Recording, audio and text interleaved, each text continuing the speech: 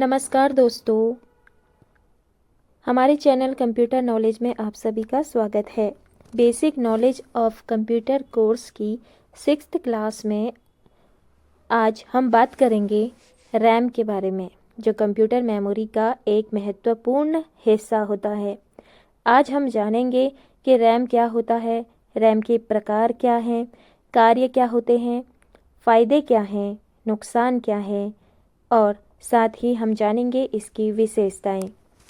दोस्तों, आज हम इस वीडियो में जानेंगे कि रैम होता क्या है, रैम के प्रकार क्या हैं, कार्य क्या हैं, उपयोग क्या हैं, विशेषताएं क्या हैं। इस वीडियो को बहुत ही आसान शब्दों में बनाया गया है। इसे आप पूरा देखना और यह आपको आसानी से समझ भी आ जाएगा। तो चलिए शुरू करते हैं बिना देरी किए। आपसे रिक्वेस्ट है कि चैनल पर नए हैं तो प्लीज़ चैनल को सब्सक्राइब ज़रूर कर दें। रैम का फुल फॉर्म हर बार पूछा जाता है, रैंडम एक्सेस मेमोरी, और यह एक प्रकार की मेमोरी है, कंप्यूटर मेमोरी। रैम का उपयोग कंप्यूटर के लिए डेटा और निर्देशों को अस्थायी रूप से संग्रहित करने के लिए किया जाता है, ताकि वायरलेस लिक्विड तेज़ी से एक दूसरे के साथ अप टू डेट कर सके। रैम किसी भी संगठन और कंप्यूटर प्रोग्राम को तेजी से चलाने का एक महत्वपूर्ण तत्व है। बात करेंगे रैम के प्रकारों की, यानी कि रैम कितने प्रकार के होते हैं, टाइप्स ऑफ रैम। रैम के कार्य, उपयोग, गति तथा विशेषता के आधार पर इसे दो भागों में बांटा गया है। रैम की क्षमता को जीबी में और इसकी गति को गीगाबाइट यानी गीगाबाइट्स में बांटा गया है, यानी मापा जाता है, जिसे हम गीगाहर्ट्ज़ भी कहते हैं। सबसे पहला जो इसका टाइप्स है वो है एस रैम। एस रैम का पूरा नाम है स्टैटिक रैम, या फिर आप इसे स्टैटिक रैंडम एक्सेस मेमोरी भी बोल सकते हैं। यह भी एक प्रकार की वॉलेटाइल मेमोरी ही होती है। इसका उपयोग कंप्यूटर में कैच मेमोरी के रूप में किया जाता है। एस रैम क्योंकि डेटा में स्थिर रहता है, ठीक है, एस रैम में डेटा स्थिर रहता है, जिसे रिफ्रेश करने की ज़रूरत नहीं पड़ती। यह डी रैम से बहुत ज़्यादा तेज होता है और ये मार्केट में महंगा भी मिलेगा आपको। बात करते हैं डी रैम। डी रैम क्या होता है? डी रैम का पूरा नाम है डायनामिक रैम, यानी डायनामिक रैंडम एक्सेस मेमोरी भी आप इसे कह सकते हैं। यह भी वॉलेटाइल मेमोरी ही है। इसका उपयोग कंप्यूटर में मुख्य मेमोरी के रूप में किया जाता है। क्योंकि डी रैम का डेटा हमेशा बदलता रहता है, इसीलिए इसको रिफ्रेश करने की ज़रूरत पड़ती है, ठीक है।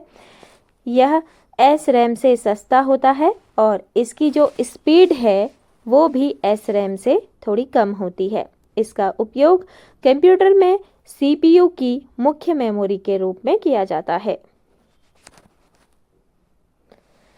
ये थे रैम के प्रकार। अब बात करेंगे रैम के कार्य, यानी फंक्शन ऑफ रैम। रैम के कार्य इस प्रकार हैं। पहला, रैम कंप्यूटर में मुख्य मेमोरी के रूप में कार्य करती है।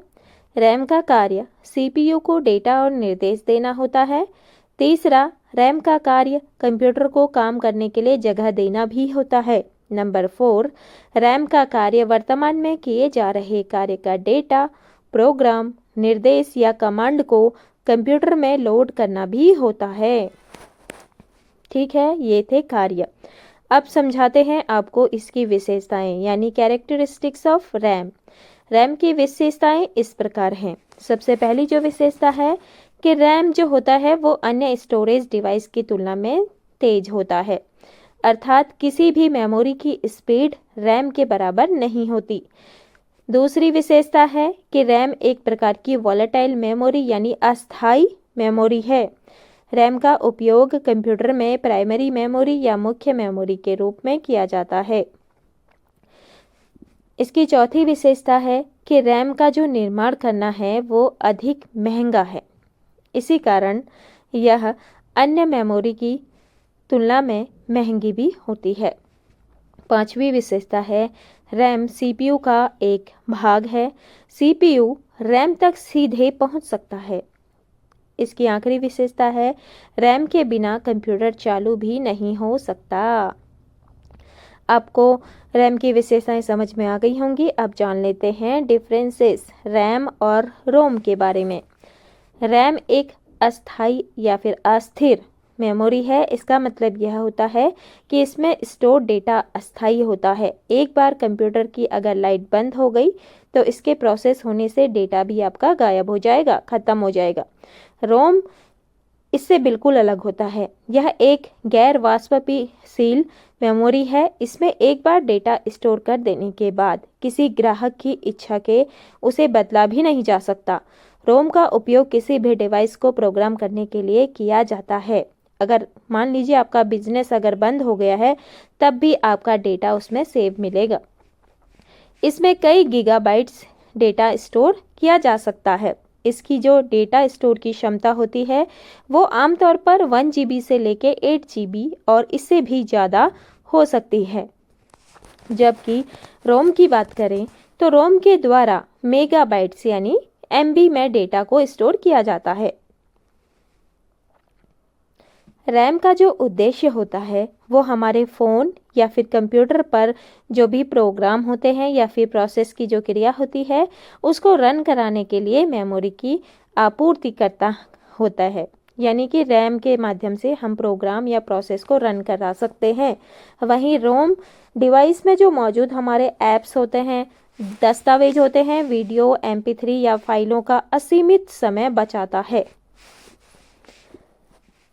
रैम डेटा को तेजी से एक्सेस करता है, ठीक है, जबकि ये रैम के इलेक्ट्रॉनिक डेटा को तेजी से एक्सेस करता है। यानी कि रोम का कार्य जो होता है वो रैम के इलेक्ट्रॉनिक डेटा को तेजी से एक्सेस नहीं कर पाता है।